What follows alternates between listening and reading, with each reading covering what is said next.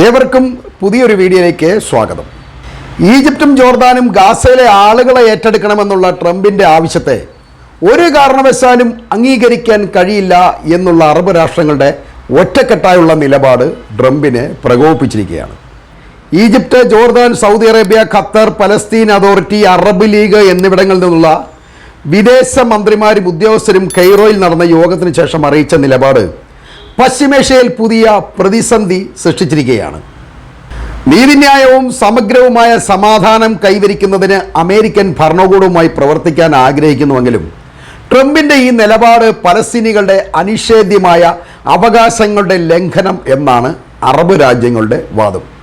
പുറത്താക്കൽ, വീടുകൾ തകർക്കൽ, പിടിച്ചെടുക്കൽ, കുടിയൊഴിപ്പിക്കൽ, പലസ്തീനികളെ അവരുടെ ഭൂമിയിൽ നിന്നും ഇറക്കിവിടൽ അല്ലെങ്കിൽ അവരെ വേരോടെ പിഴുതെറിയൽ എന്നിവയിലൂടെ യുദ്ധത്തിൻ്റെയും കൂട്ടക്കൊല നടത്തിയുള്ള വംശഹത്യയുടെയും പിന്നിലുള്ള അമേരിക്കയുടെയും ഇസ്രയേലിൻ്റെയും യഥാർത്ഥ ഉദ്ദേശം ഇപ്പോൾ മനസ്സിലാക്കിയിരിക്കുകയാണ് എന്നാണ് അറബികൾ പറയുന്നത്. അവർക്ക് ഇക്കാര്യം ഇപ്പോഴാണ് മനസ്സിലായത്. തങ്ങളുടെ മേൽ പുതിയ ആവശ്യം അമേരിക്കയും ഇസ്രയേലും ഒക്കെ ഉന്നയിക്കുമ്പോൾ അതിൻ്റെ പിന്നിലുള്ള പ്രത്യാഘാതം മനസ്സിലാക്കിക്കൊണ്ട് ഇപ്പോൾ അവർ ഒത്തുചേരുകയാണ്. 1.5 കൊല്ലമായി തുടരുന്ന ഈ യുദ്ധത്തിൽ അവർക്ക് ഇക്കാര്യങ്ങളൊന്നും തീരെ മനസ്സിലായിട്ടില്ലായിരുന്നു. അത്രയധികം ബുദ്ധിയേ ഉള്ളൂ ഈ അറബികൾക്കുള്ളൂ. ഇപ്പോൾ തങ്ങളുടെ മേൽ നിർബന്ധിതമായ ഒരു ആവശ്യം വന്നപ്പോൾ അവർക്ക് അതിനെ അംഗീകരിക്കാൻ കഴിയുന്നില്ല. അത് അവരെ വല്ലാതെ ഭയപ്പെടുത്തുകയും ചെയ്യുകയാണ്. ഈ തിരിച്ചറിവ് ഇവർക്ക് ആദ്യം ഉണ്ടാകേണ്ടതായിരുന്നു, എന്നാൽ അവർക്ക് ഉണ്ടായില്ല എന്നുള്ളതാണ് ദുഃഖകരമായ സത്യം. ഇവരിപ്പോൾ ഇങ്ങനെ ചിന്തിക്കാൻ കാരണം സൗദി അറേബ്യ, സിറിയ, ലെബനോൻ ഉൾപ്പെടെയുള്ള വിശാല ഇസ്രയേലിൻ്റെ ഒരു പ്ലാനാണ് ഇവരിപ്പോൾ ചെയ്തിരിക്കുന്നത്. അതിൻ്റെ ആദ്യ ചുവടുവെപ്പാണ് പലസ്തീനികളെ അവരുടെ മണ്ണിൽ നിന്നും കുടിയിറക്കാനുള്ള ട്രംപിൻ്റെ തീരുമാനം. ട്രംപ് എപ്പോഴും ഈ ഇസ്രായേലിനൊപ്പമാണല്ലോ നിൽക്കുന്നത്. ട്രംപ് എന്നല്ല, അമേരിക്കയിൽ ഏത് ഭരണാധികാരി വന്നാലും അങ്ങനെ തന്നെ പ്രതീക്ഷിക്കാവുള്ളൂ. പക്ഷേ അറബികൾക്ക് ആ തിരിച്ചറിവില്ല എന്ന് വേണം മനസ്സിലാക്കാൻ. അവർ ഭരിച്ചിരിക്കുന്നത് അമേരിക്ക എപ്പോഴും അറബികൾക്കൊപ്പം നിൽക്കും, ഇസ്രായേലിനെതിരായി ഒരു നിലപാട് സ്വീകരിക്കും എന്നുള്ളതൊക്കെയാണ്. പക്ഷേ അത് നേരെ തിരിച്ചടിയാണ് വന്നിരിക്കുന്നത്. ഏത് അറബ് രാജ്യത്തിനും നാളെ ഇതേ ഗതിയാണ് ഉണ്ടാവാൻ സാധ്യത.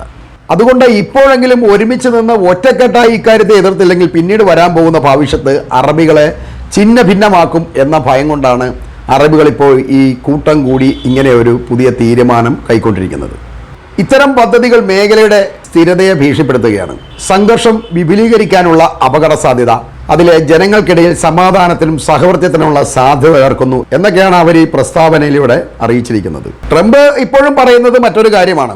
നിങ്ങൾ ഈ ഗസക്കാരെ ഇപ്പോൾ ഏറ്റെടുക്കൂ, തൽക്കാലത്തേക്കാണ്, എന്നിട്ട് ഞങ്ങൾ ഈ ഗസ പുനർനിർമ്മിച്ച് കഴിയുമ്പോൾ അവരെ തിരിച്ചു കൊണ്ടുവരാം എന്ന് ഉറപ്പൊക്കെ നൽകുന്നുണ്ട്. ഈ ഉറപ്പ് നൽകി ട്രംപ് ഇവരെ ഈ രാജ്യങ്ങളിലേക്ക് അയച്ചു കഴിഞ്ഞിട്ട് ഇവിടുത്തെ പരിപാടിയൊക്കെ നടക്കണേ ഒരു 10 കൊല്ലം 15 കൊല്ലത്തെ ടാർഗറ്റാണ് ഉള്ളത്.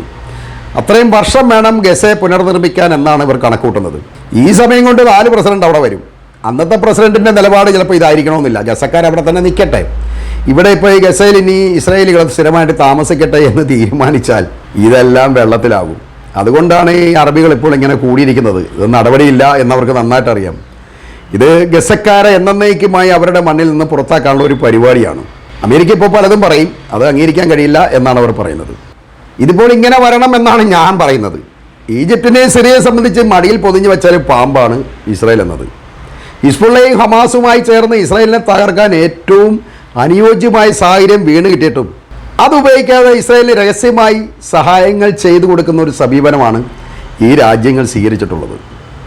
ഈ രാജ്യങ്ങൾ മാത്രമല്ല, അറബികൾ മുഴുവനും യുദ്ധം അവരെ ബാധിക്കാതിരിക്കാൻ നിഷ്പക്ഷമാണെന്ന് തോന്നിപ്പിക്കുന്ന അയഞ്ഞ സമീപനമാണ് സ്വീകരിച്ചത്.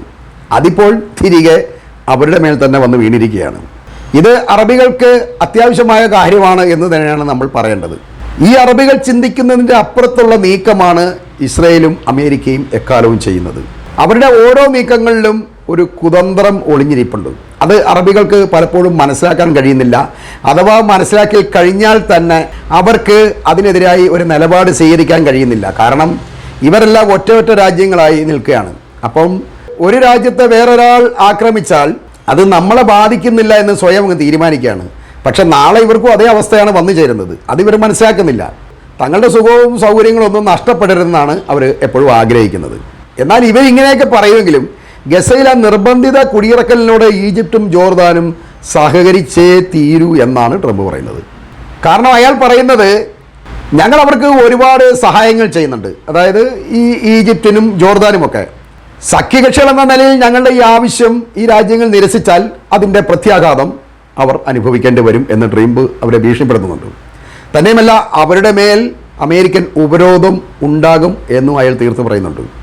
ഇവന്മാർ ഈ അമേരിക്കയുടെ നിന്നും ഇസ്രായേലിൻ്റെ നിന്നും ഒക്കെ ചക്കാത്തി കാശ് മേടിച്ച് പുട്ടടിച്ചുകൊണ്ടിരിക്കുകയാണ്.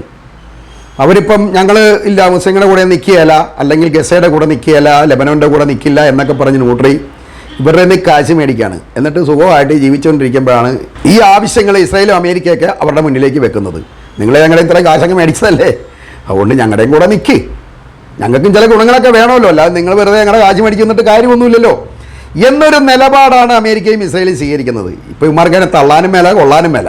സത്യത്തിൽ ചെകുത്താനും കടലിനും ഇടയിൽപ്പെട്ടിരിക്കുന്ന ഒരു അവസ്ഥയിലാണ് ഈ ഈജിപ്തിലും ജോർദാനിലും ഒക്കെ ഉള്ള ഭരണകൂടങ്ങൾ. ഇനി അഥവാ അവർ അമേരിക്കയ്ക്ക് അനുകൂലമായ ഒരു തീരുമാനമെടുത്ത് ഈ ഗസക്കാരെ എല്ലാം ഇങ്ങോട്ട് കൊണ്ടുവരാമെന്ന് തീരുമാനിച്ചാൽ ജനങ്ങളിൽ നിന്നും അതിശക്തമായ പ്രതിഷേധമായിരിക്കും ഉണ്ടാകാൻ സാധ്യത എന്നവർ ഭയപ്പെടുന്നുണ്ട്. അത് ഈ രാജ്യങ്ങളിലെ ഭരണകൂടങ്ങളെ അട്ടിമറിക്കാൻ സാധ്യതയുള്ളതായും വിലയിരുത്തപ്പെടുന്നുണ്ട്. അങ്ങനെ ആകപ്പാടെ പ്രശ്നമാണ്. ആസൂത്രിതമായ ഇത്തരം നീക്കങ്ങളാണ് ഭാവിയിൽ അറബ് രാഷ്ട്രങ്ങളിൽ അസ്ഥിരത സൃഷ്ടിക്കാൻ പോകുന്നത് എന്ന് പറഞ്ഞുകൊണ്ട് ഞാൻ ഈ മധ്യേഷ്യൻ വാർത്തകൾ ഇവിടെ അവസാനിപ്പിക്കുകയാണ്.